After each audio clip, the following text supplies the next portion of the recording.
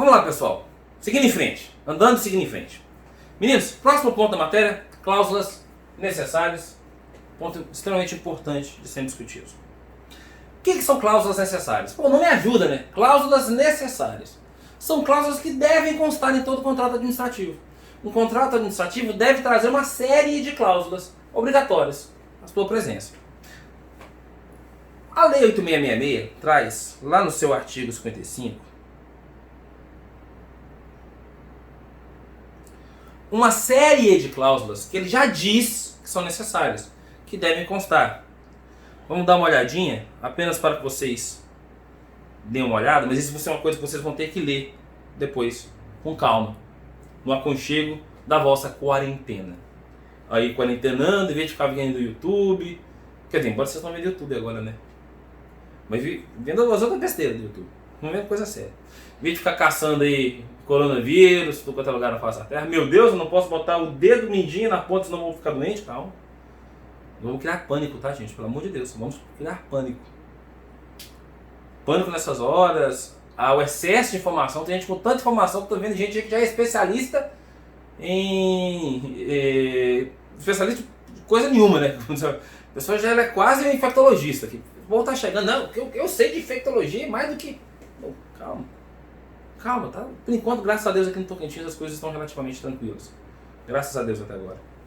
A gente tem atuado bastante. Vamos lá. O que o artigo 55 fala? São cláusulas necessárias.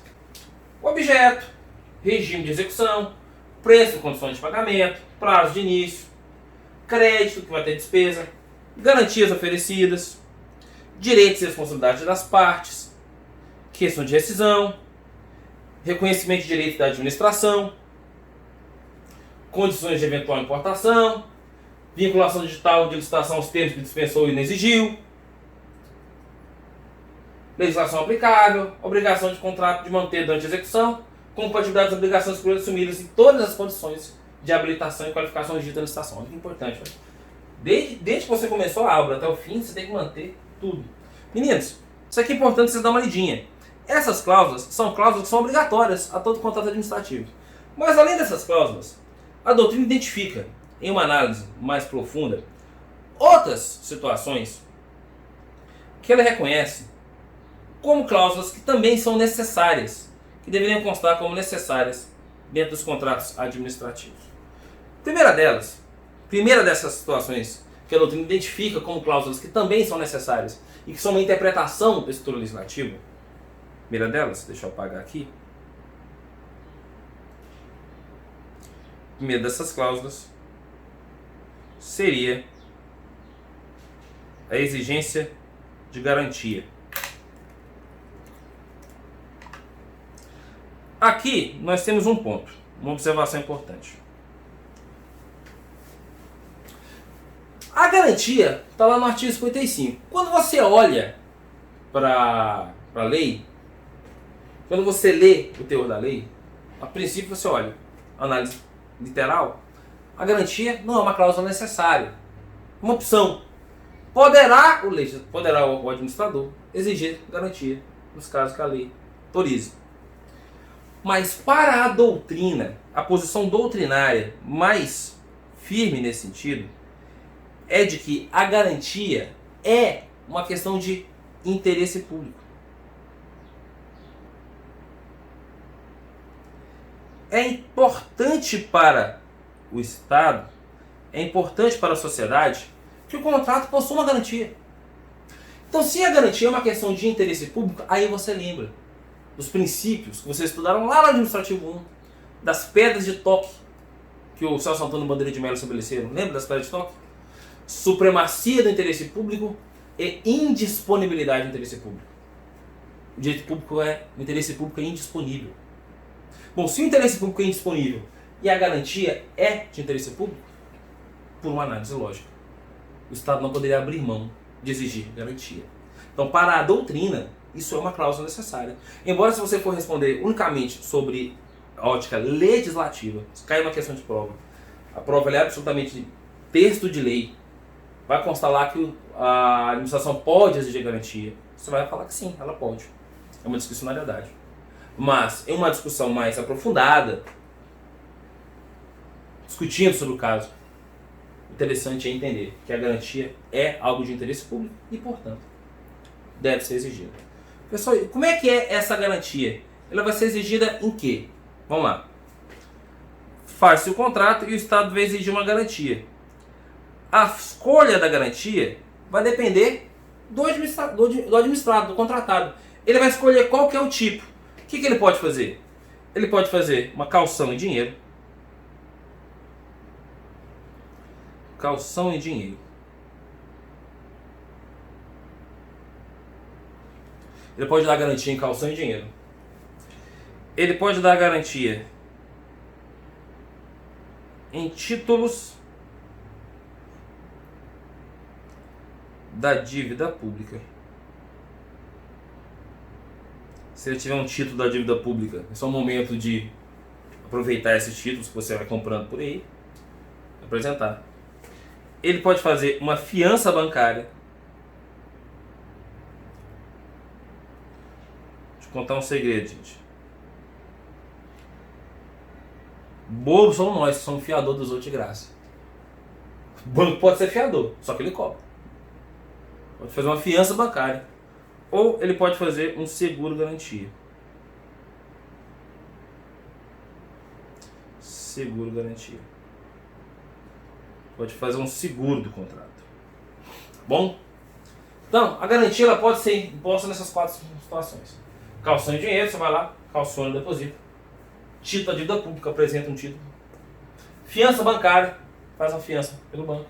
Seguro garantia, faz o seguro do seu contrato.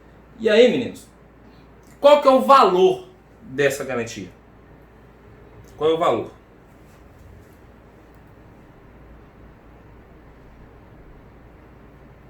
A lei fala que essa garantia, ela pode, aí o critério, a escolha do administrador, ela pode ser de até 5% do valor do contrato. Então, o valor do contrato pode chegar até 5% de exigência de garantia. Essa garantia, esse valor, essa quantidade, é discricionalidade do administrador. Pode exigir 1%, 2%, até 5%. A lei fala que até 5% do valor do contrato ele pode exigir como forma de garantia. Por algum atraso de obra, algum prejuízo que possa causar na administração. Agora, esse valor pode ser ampliado para até 10%. Em que condições?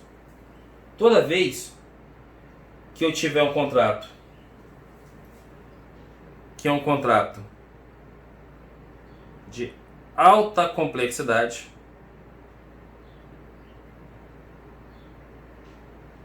um contrato que envolva elevados riscos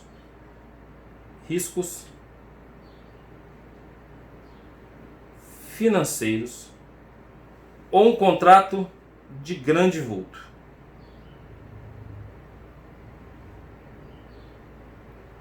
Contrato de grande vulto, contrato de alta complexidade ou contrato de elevados riscos financeiros são contratos que podem exigir até 10% por parte do Estado, porque são contratos que podem causar um prejuízo muito maior. Os conceitos de alta complexidade de risco financeiro são analisados no caso concreto. Você vai ter que analisar o que é contrato de alto risco financeiro, contrato que mexe com futuros, bolsa de valores, possibilidade em moedas estrangeiras, riscos financeiros. Alta complexidade depende da natureza do contrato. Agora, o contrato de grande vulto é definição na lei. O artigo 6º, inciso 5 da lei, artigo 6º, inciso 5 da lei 8666, fala que o contrato de grande vulto é aquele que vai até 25 vezes o limite para a utilização da concorrência. 25 vezes 3 milhões e 300 mil reais. Ou seja, é caro pra cacete. São contratos realmente contratos de grande vulto.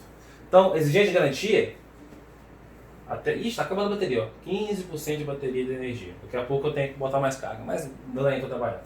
Então, 10% eu posso exigir de garantia se o contrato for de alta complexidade, envolva grandes riscos financeiros, ou seja, de contrato de grande vulto, ou seja, de até 25 vezes 3.300.000 reais. Tranquilo até agora? Então, esse valor aí é o valor que o Estado pode exigir acerca de garantia contratual. Beleza? Segunda regra importante que a gente tem que destacar sobre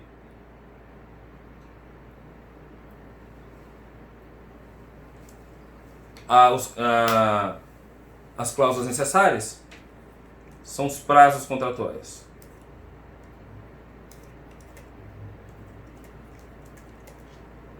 Meninos, deixa eu contar um segredo para vocês.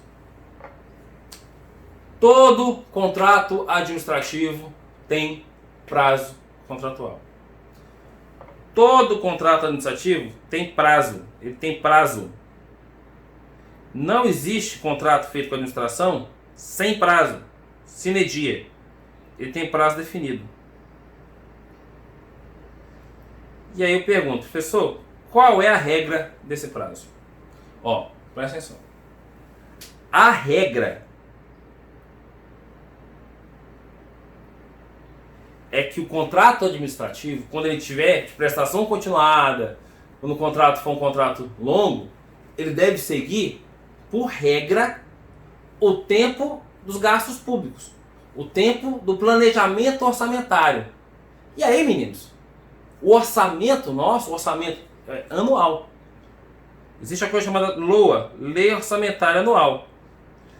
Então, como a regra é que você gaste dentro de uma estrutura de gastos orçamentários, a regra é que os contratos administrativos durem 12 meses.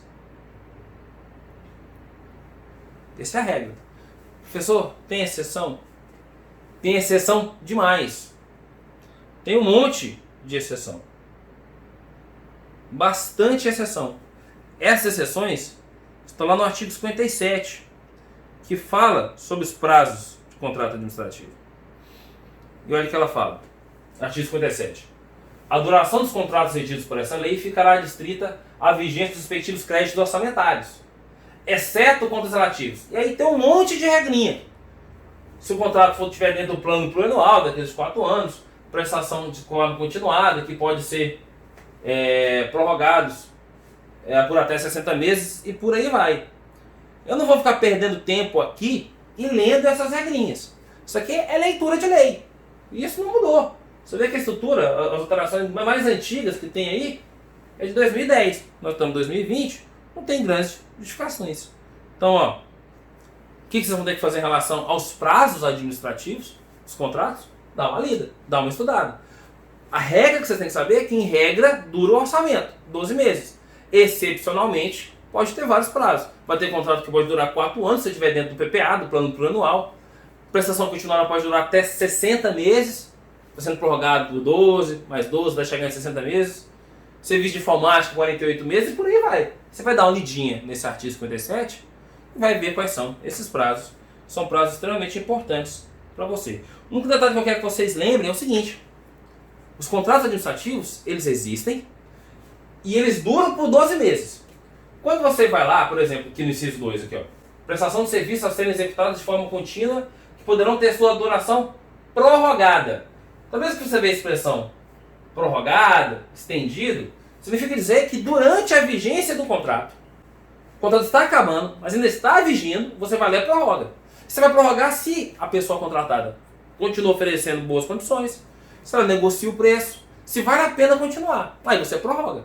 A prorrogação não é acaba o contrato, vamos renascer o contrato. Não, se acabou o contrato, acabou. Aí você tem que fazer uma nova licitação. Prorrogar, se prorroga o que existe. Então as prorrogações, quando elas acontecem durante a vigência do contrato, antes que finalize o contrato. Estava acabando o contrato, você fala, vamos prorrogar o contrato. Por quê? Porque manteve as condições de trabalho, o preço está em dia, está negociando, está valendo a pena, eu vou lá e prorrogo esse contrato. Beleza? Então essas eram as cláusulas necessárias que a gente precisava destacar, além daquelas do artigo 55, essa questão das cláusulas relacionadas aos prazos contratuais e exigência de garantia. Tudo jóia? Até aqui tranquilo? Importantíssimo a gente continuar nos estudos, pega firme sem sofrer, sem abrir mão da quarentena. Fique em casa. Se precisar trabalhar, trabalhe com cuidado, mantendo higiene, mantendo distância. E agora vamos para cláusulas exorbitantes, que são extremamente importantes. Beleza? Vamos lá?